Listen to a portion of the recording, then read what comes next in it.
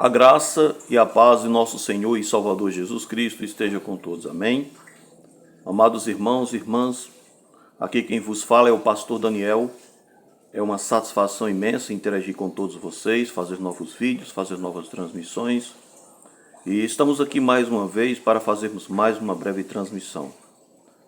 Nós iremos falar agora sobre a questão dos magos.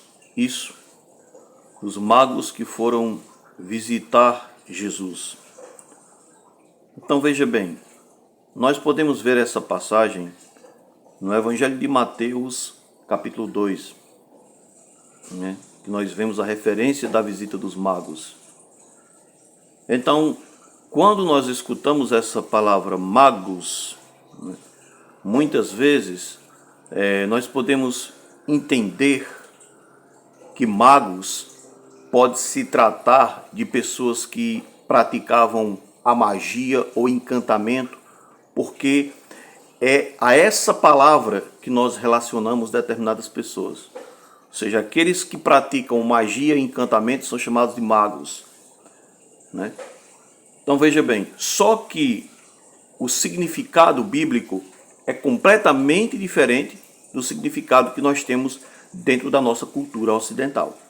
Certo? Então, magos, o termo magos aí se refere não ao praticante da magia e do encantamento, que Deus proíbe e condena na Sagrada Escritura.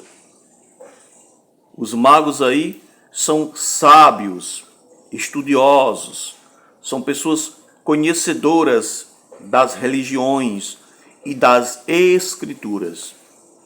Certo? Então veja bem, como podemos afirmar isso? Nós vemos que os magos, eles dizem que viram a estrela do Messias no Oriente.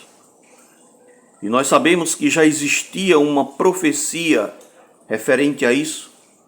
Por exemplo, no livro de Números, diz que uma estrela procederá de Jacó, um cetro subirá de Israel, que destruirá os termos de Moabe.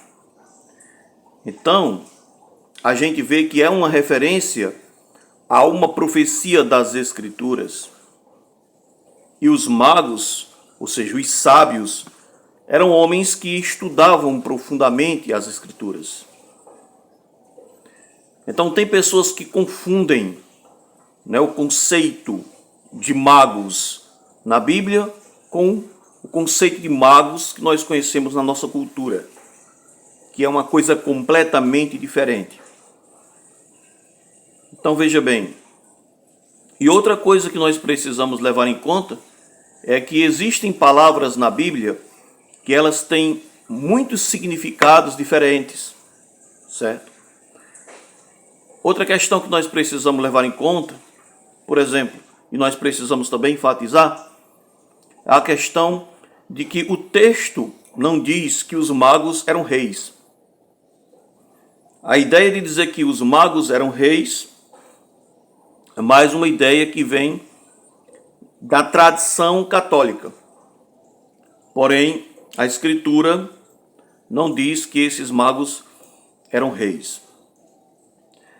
E quanto à questão dos nomes dos magos, como a tradição também atribui, ou seja, Gaspar, Baltazar e Melquior, ou seja, são nomes que também não constam nas Escrituras, certo? Então nós não podemos fundamentar biblicamente, argumentar e dizer que os nomes dos magos eram Gaspar, Baltazar e Melquior, porque a Bíblia não traz esses nomes. Então veja bem, e quanto à questão dos presentes, que eles presentearam Jesus, que os magos presentearam Jesus, o menino Jesus. Veja bem que o ouro, o incenso e mirra, ou seja, eles têm um significado e têm um sentido espiritual, certo? Que nós precisamos entender. Então veja bem, o ouro simboliza ali a realeza. Então veja, o incenso simboliza ali a divindade, certo? Mas também está intimamente ligado à questão do sacerdócio. Então veja bem, e a mirra, né, simboliza ali justamente a sua preparação, a preparação de Jesus para o sepultamento. Porque tudo já estava dentro do desígnio e dentro do projeto de Deus. Então tudo isso tem um significado espiritual que dá um significado amplo, né, para a nossa fé.